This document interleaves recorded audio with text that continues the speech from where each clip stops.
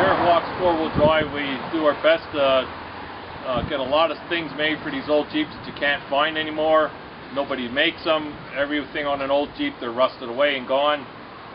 So a lot of these parts we have made, we get a lot of stuff made in the USA so we can try and keep quality control on it. We try to reproduce these parts as close to the factory specifications as we possibly can, so that when you get these parts, you don't have to do any modifying or messing around with them to put them on, that you just weld on or bolt on. We get these parts exclusively made for us at Walck's four-wheel drive, and here's another Walck's four-wheel drive exclusive part. Another thing we reproed here at Walck's four-wheel drive was what the Jeep people call the hall light.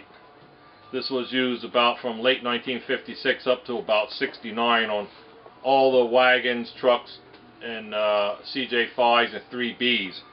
It was a metal stamp housing light with a plastic lens and had a big snap ring that held the lens in.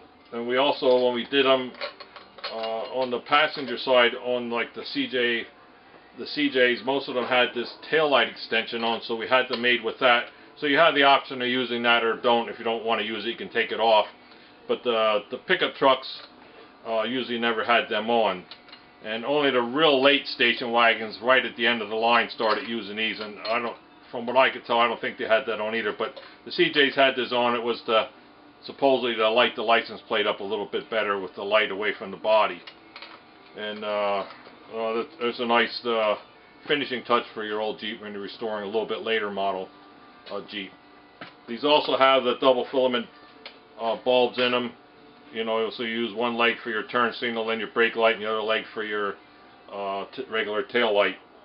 And there again, 6 or 12 volts, 1154 on the 6 volt, 1157 on the 12 volt. These do come with 12 volt bulbs in them. Most people are on 12 volts anyway. If you need 6 volts, you just have to buy extra bulbs. Some of the other parts we did here at Walck's four-wheel drive, we made the transfer case boot that was used on the early Willys station wagons and trucks from like I think about 48 on the trucks when they went to four-wheel drive, and the wagons went to four-wheel drive in 49, up to like 1953. These boots were used on the floors that had the flat top where the transmission cover was on. And these weren't available for years, but we have these now, and they're the correct boot and fit, and they're pretty nice quality on those. And then also we did the 1954 and up Willys station wagon and truck boots that were used with the bigger rounded hump floor. And most of those had L226 motors in, dual case shifter boots for the transfer case. On the early wagons, trucks, and Jeepsters, on the firewall where the emergency brake cable came out the firewall, there was a little boot on there to prevent the air from going up into the cab. And they were used from the beginning on 46 on the wagon, 48 to 51 on the Jeepster, and then like 47 when the truck came out, and it was used up to 1953.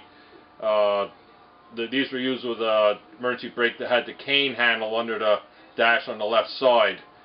Before they went to the T handle over on the right side under the dash. This product is a product that wasn't available for a long time, so we also have these. Just putting them up under the dash.